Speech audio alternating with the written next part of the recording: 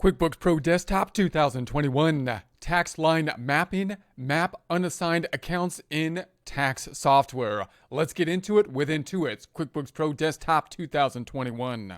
Here we are in our S-Corp test file. We currently have the open windows open. You can open the open windows by going to the View dropdown, selecting the Open Windows list. In prior presentations, we took a look at the mapping here. We exported the information from QuickBooks directly to the tax software. The tax software we are using being Lacerte owned by Intuit, the same owners of QuickBooks. We also exported the information to our Excel worksheet so that we can be working along here and do our reconciliation process.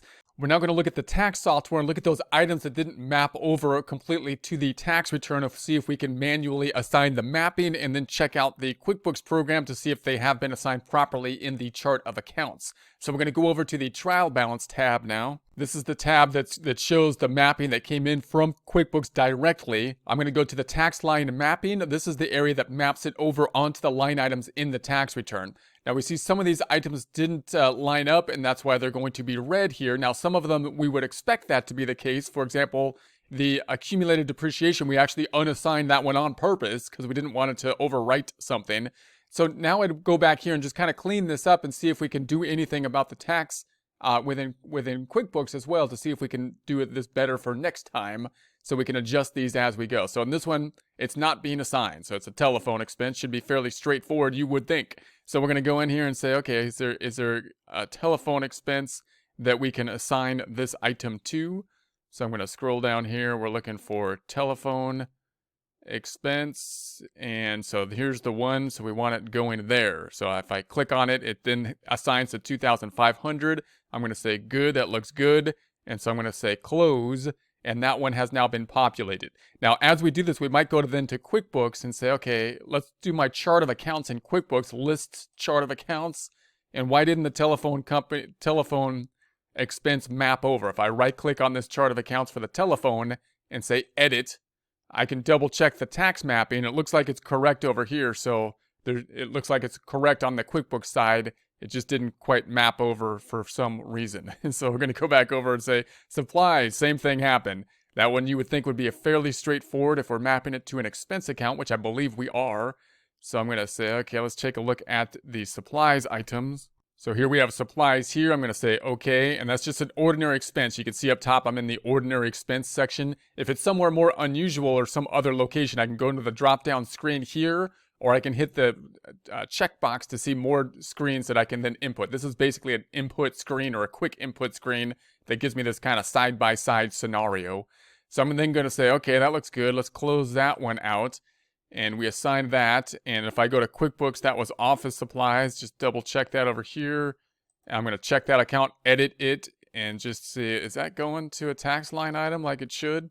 It is. It just didn't pull over for some reason, so we say, all right, we'll keep it where it is. And then the legal service, again, pretty straightforward. Legal service, professional and legal and professionals, pretty straightforward line item typically, so it should pull over. So here it is here. I'm gonna click on that, and there's the 5,000. So we got that pulled over. I'm gonna say okay, and then go back to QuickBooks. Now maybe if we adjusted the name, you can kind of experiment with this and say, well, maybe if you adjusted the name to line up more closely to what's in the tax return, maybe that'll be more likely that it would then pull over because it's assigned to the right place. So maybe if we typed in legal and professional, and it might be more likely to read it.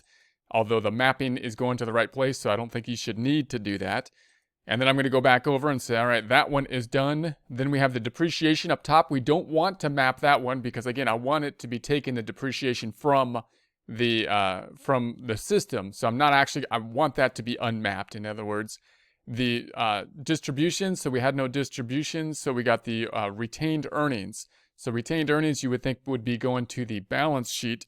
But again, that's something that should roll over and should be calculated through the system. So I kind of like that it's not going to be assigned. Opening balance has a zero balance in it, and we're not assigning the accumulated depreciation because, once again, that's pulling from the depreciation schedules, which is done internally to the software. I don't want to override it with what is coming from QuickBooks. So I'm going to go ahead and post these, post to the return. Those three items now being posted, I'm going to say okay. and then let's check out the tax return. So if I go back to the detail, let's take a look at it in the detail. I could say, okay, let's go to the deductions because we added some deductions. So then we have the employee, we've got the legal and professional pulled over. It's black, so that means it pulled over from the system. It's not blue, in other words, which would mean that we data input it. And then we have the repairs and maintenance, the supplies pulled over, so that looks good. And then the telephone pulled over. So those look good. If we go then to the forms, we see now our net income down below is at the 65,510. That still doesn't tie out to what we have in our system here, which is, the tax is the 75 and the book is the 85,714. So we still have some adjustments that need to be made, but it looks like those mapped items have now pulled over properly.